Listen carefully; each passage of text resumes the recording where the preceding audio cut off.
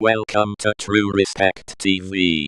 Please watch the full. दोस्तों, अगर आपको लगता है कि सोलर सिस्टम में मौजूद 8 प्लैनेट्स, हजारों मून्स और लाखों घूमते एस्ट्रॉइड्स सिर्फ पत्थर के टुकड़े हैं और उनकी कोई सैड स्टोरी नहीं हो सकती, तो मिलिए प्लूटो से, एक ऐसा जहां जो कभी हमारी फैमिली का हिस्सा था, पर आज एक अकेला मुसाफिर बनकर सोलर सिस्टम के अंधेरे कोने में खड़ा है।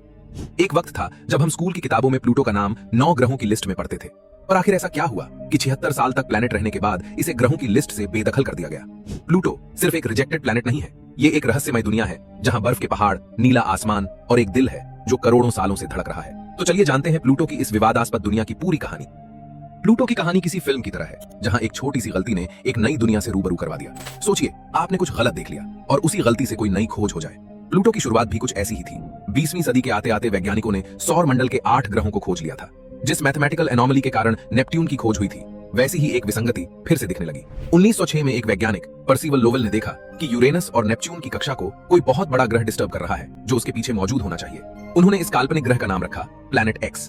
अब बारी थी इस प्लैनेट एक्स को दूरबीन से ढूंढने की। लोवेल ने अपनी खुद की ऑब्जर्वेटरी से इसकी खोज का अभियान चलाया। उन्होंने अपने अगले 10 साल इसकी खोज में लगा दिए और फिर 1916 में वो दिन आया जहां सेरेब्रल हेमरेज यानी ब्रेन स्ट्रोक की वजह से पर्सिवल लोवेल की डेथ हो जाती है। पर्सिवल के बाद उनके मिशन को कंटिन्यू रखते हुए उनके साथी एस्ट्रोनॉमर्स ने अगले 13 साल प्लैनेट एक्स को ढूंढने में लगा दिए, लेकिन 1929 तक आते आते 23 साल बाद भी प्लैनेट एक्स नहीं मिल पाया। इस समय एंट्री होती है एक यंग एस्ट्रोनॉमर क्लाइड टॉम्बाउ की, जो इस कहानी को एक नया मोड़ देने वाले थे। क्लाइड ने अगले 1 साल तक लगातार नाइट स्काई को ऑब्जर्व करना शुरू किया ताकि वो प्लैनेट एक्स को ढूंढ ले। इसके लिए क्लाइड ने कोशिश की उन्हें कोई एक ऐसा ऑब्जेक्ट मिल जाए जो मूव कर रहा हो। अगर कोई ऑब्जेक्ट हमें नाइट स्काई में मूव करता दिखे, इसका मतलब वो कोई स्टार नहीं बल्कि एक प्लैनेट है, क्योंकि स्टार काफी ज्यादा दूरी पर होते हैं जहां से उनकी मूवमेंट कम समय में ऑब्जर्व नहीं हो पाती, जबकि प्लैनेट के ऑर्बिट मूवमेंट को आसानी से ऑब्जर्व किया जा सकता है। क्लाइड ने पूरे 1 साल तक नाइट स्काई को ऑब्जर्व किया और फाइनली एक ऐसा चमकीला ऑब्जेक्ट ढूंढ लिया जो मूव कर रहा था। असल में उसने एक ही कोऑर्डिनेट पर कई हफ्तों तक अलग अलग फोटोज ली और उनमें ऑब्जर्व किया कि एक ऑब्जेक्ट है जो अपनी जगह पर फिक्स नहीं है, लगातार उसकी पोजीशन बदल रही है। फाइनली क्लाइड ने 24 साल बाद पर्सिवल लोवेल के इस प्लैनेट एक्स को खोज निकाला।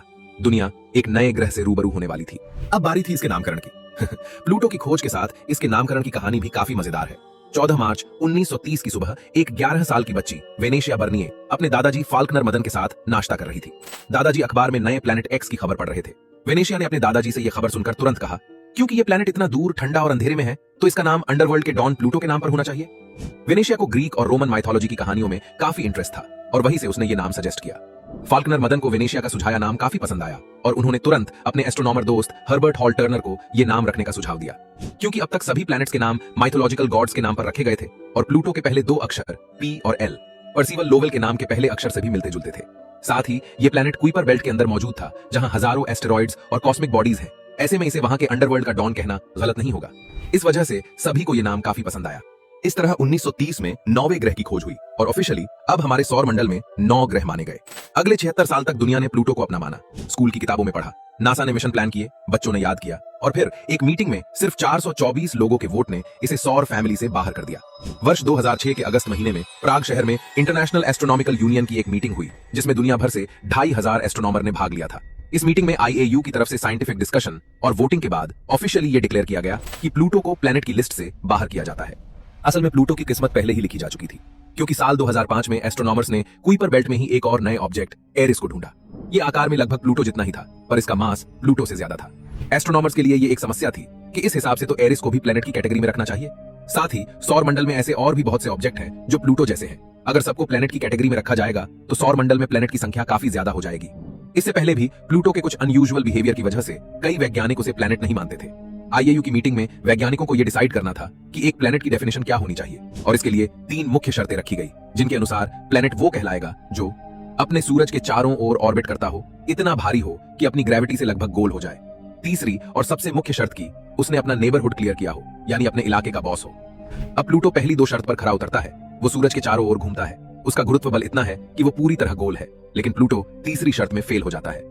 कई लोग तीसरी शर्त समझने में कंफ्यूज हो जाते हैं। असल में तीसरी शर्त के अनुसार किसी प्लैनेट को गुरुत्वीय तौर पर इतना मजबूत होना जरूरी है कि वह अपने आसपास के एरिया को साफ रखे, मतलब अपने इलाके में किसी दूसरी बॉडी को ना आने दे या फिर उसे खुद में संभाले। इस तरह अपने ऑर्बिटल पाथ पर उसी का राज हो। लेकिन प्लूटो के केस में वह कुइपर बेल्ट में मौजूद है जहां लाखों छोटे बड़े एस्टेरॉइड और कॉमेट्स घूम रहे हैं। ऐसे में प्लूटो अकेला अपने इलाके का बॉस नहीं है, वो करोड़ों ऑब्जेक्ट्स की भीड़ का एक हिस्सा है, इसलिए वो प्लैनेट की कैटेगरी में नहीं आ सकता। इस वजह से प्लूटो को एक ड्वार्फ प्लैनेट यानी बौने ग्रह की कैटेगरी में रखा गया। अब जैसे ही प्लूटो को प्लैनेट की लिस्ट से बाहर निकलने की न्यूज पब्लिक हुई, दुनिया भर में ये बात फैल गई। इसने वैज्ञानिकों को और आम पब्लिक को हैरान कर दिया। हैरानी की वजह थी कि 76 साल तक प्लूटो एक प्लैनेट था और अचानक उसे प्लैनेट की लिस्ट से बाहर कैसे कर दिया गया। इस चीज को लेकर आम लोग काफी गुस्सा थे और यहाँ तक कि कई वैज्ञानिक और एस्ट्रोनॉमर्स भी इस बात से सहमत नहीं थे। लोगों ने बाकायदा प्रोटेस्ट शुरू किए और उनकी डिमांड थी कि प्लूटो को फिर से प्लैनेट का दर्जा दिया जाए। कई यूनिवर्सिटीज, वैज्ञानिक संस्थानों में भी इसके खिलाफ आवाज उठाई गई। न्यू मैक्सिको के स्टेट असेंबली ने तो रेजोल्यूशन ही पास कर दिया कि न्यू मैक्सिको के आसमान में तो प्लूटो हमेशा एक प्लैनेट ही रहेगा। प्लूटो के सपोर्ट में सबसे बुलंद आवाज एस्ट्रोनॉमर एलन स्टर्न थे, जिनका आर्गुमेंट था कि अगर पृथ्वी, मंगल या वीनस जैसे ग्रह कुइपर बेल्ट में होते तो वो भी अपना नेबरहुड क्लियर नहीं कर पाते, तो क्या उन्हें प्लैनेट नहीं माना जाएगा? सिर्फ जगह बदलने से प्लैनेट का दर्जा नहीं छीन सकते। उनके अनुसार धरती के आसपास भी कई छोटे मोटे एस्टेरॉइड्स हैं, जुपिटर के पास भी है। किसी भी प्लैनेट ने 100% नेबरहुड क्लियर नहीं किया है। कई अन्य वैज्ञानिकों के अनुसार नेबरहुड क्लियर करना पूरी तरह डिफाइन नहीं है, बल्कि एक कंफ्यूजिंग शर्त है। अब समस्या ये थी कि अगर प्लूटो को प्लैनेट मान लेंगे तब एरिस और उसके जैसे कई अन्य ऑब्जेक्ट्स को भी प्लैनेट मानना पड़ेगा और प्लैनेट्स की संख्या काफी ज्यादा हो जाएगी। इसके अलावा प्लूटो अपने आप में एक अकेला प्लैनेट नहीं है, बल्कि यह एक बाइनरी सिस्टम जैसा है जहां प्लूटो और चैरोन, दो ऑब्जेक्ट एक दूसरे के चारों ओर घूमते हैं। तब चैरोन को भी प्लैनेट मानना पड़ेगा। इस सब के बाद भी इंटरनेशनल एस्ट्रोनॉमिकल यूनियन ने अपना डिसीजन नहीं बदला और प्लूटो को सौर परिवार से बेदखल करना ही पड़ा। लेकिन इसी दौरान प्लूटो की हरकतें वैज्ञानिकों को परेशान कर रही थी। आखिर यह एक पत्थर का टुकड़ा है या पृथ्वी की तरह जिंदा? और यहीं इसकी कहानी को सबसे इंटरेस्टिंग मोड़ मिलता है। 2006 में ही प्लूटो के बारे में विस्तार से जानने के लिए इसकी ओर नासा के न्यू होराइजन मिशन को भेजा गया, ताकि ये प्लूटो को करीब से जान पाए और इसके बारे में नई जानकारी दे। इस मिशन के प्रिंसिपल इन्वेस्टिगेटर खुद एलन स्टर्न थे। पृथ्वी से लॉन्च करने के बाद न्यू होराइजन स्पेसक्राफ्ट को प्लूटो तक पहुंचने में करीब 9 साल का समय लगा। 2015 में ये प्लूटो के करीब पहुंचा। इसने पहली बार प्लूटो की सबसे करीबी और हाई क्वालिटी तस्वीरें भेजी, जो प्लूटो की अद्भुत दुनिया का एक नजारा पेश करती है। जिस प्लूटो को दुनिया ने रिजेक्ट किया था, उसने कुछ ऐसी तस्वीरें भेजी जिसमें एक दिल की शेप बनी हुई दिखाई दी। प्लूटो की यह तस्वीर दुनिया भर में चर्चा का हिस्सा बनी। अब इसने प्लूटो के प्लैनेट होने की बहस को फिर से आग दे दी। लोगों ने सोशल मीडिया पर रिएक्ट किया कि भले ही तुम प्लूटो को प्लैनेट मानो या ना मानो, प्लूटो को इस बात से कोई फर्क नहीं पड़ता, उसका दिल बहुत बड़ा है। पर IAU ने अपनी डिसीजन को बिल्कुल भी नहीं बदला और इसे एक ड्वार्फ प्लैनेट ही रहने दिया। लेकिन विवाद से परे देखें तो प्लूटो की असली दुनिया भी कम दिलचस्प नहीं है। शुरुआत में प्लूटो को हमारी पृथ्वी जितना ही बड़ा प्लैनेट कंसीडर किया जा रहा था, लेकिन जैसे जैसे प्लूटो को स्टडी किया गया तो ये पता चला कि प्लूटो तो हमारे चांद से भी छोटा है। प्लूटो की साइज इतनी है कि इसके जैसे 6 ऑब्जेक्ट पृथ्वी के डायमीटर पर रखे जा सकते हैं। ये इतना छोटा है कि अगर पूरी धरती में प्लूटो जैसे प्लैनेट्स को भरा जाए तो 154 प्लूटो धरती के अंदर समा जाएंगे। प्लूटो सूरज से इतना दूर है कि जहां सूरज की रोशनी धरती तक 8 मिनट में पहुंचती है, वहीं प्लूटो तक पहुंचने में इसे 5.5 घंटे लगते हैं। इस दुनिया पर सूरज की लाइट 1% से भी कम पहुंचती है। इसका आसमान ब्लूइश दिखाई देगा। अगर बात करें ठंड की, तो प्लूटो सौर मंडल के सभी प्लैनेट से काफी ज्यादा ठंडा है, यानी -233 डिग्री सेंटीग्रेड। यहाँ पर पानी इंस्टेंटली बर्फ में बदल जाएगा। प्लूटो पर एक साल धरती के 248 सालों के बराबर है, यानी 90,507 दिन। यहाँ के एक साल में हमारी 5 से 6 जनरेशन बीत जाएगी। अगर आपका जन्म प्लूटो पर होता तो आपका बर्थडे धरती के 248 साल बाद आता, लेकिन तब तक आप मर चुके होते। प्लूटो की कुछ हरकतें मनमौजी है। पहली तो प्लूटो का ऑर्बिट काफी ज्यादा एलिप्टिकल है। इस वजह से कई बार प्लूटो अपने ऑर्बिट में नेपच्यून से आगे आकर 8वें प्लैनेट की पोजीशन ले लेता है।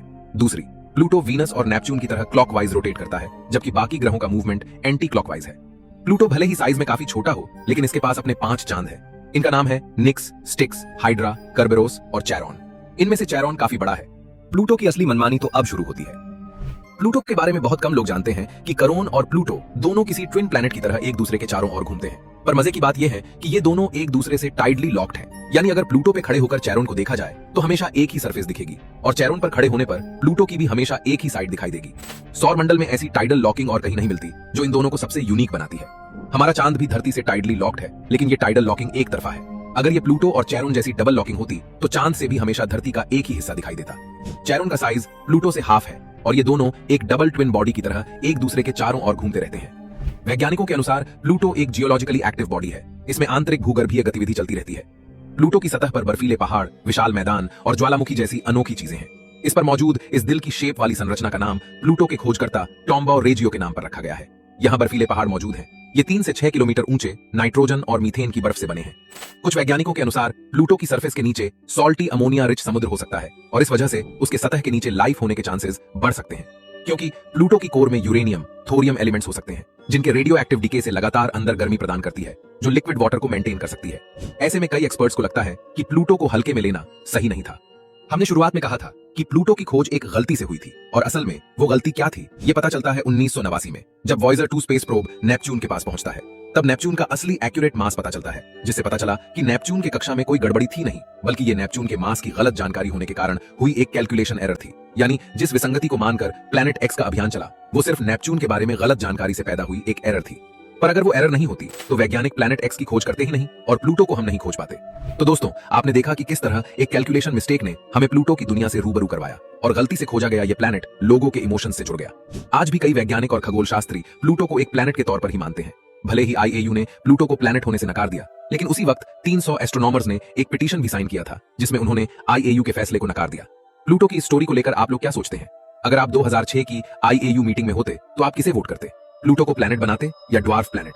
अगर आपको लगता है कि प्लूटो प्लैनेट होना डिजर्व करता है तो वीडियो को लाइक करके प्लूटो को सोलर फैमिली में वापस लाओ। देखते हैं आम जनता के वोट्स में प्लूटो प्लैनेट बनता है या नहीं। मैं मिलता हूं आपसे किसी अगले वीडियो में एक और कहानी लेकर। तब तक के लिए ब्रह्मांड की सैर करते रहिए।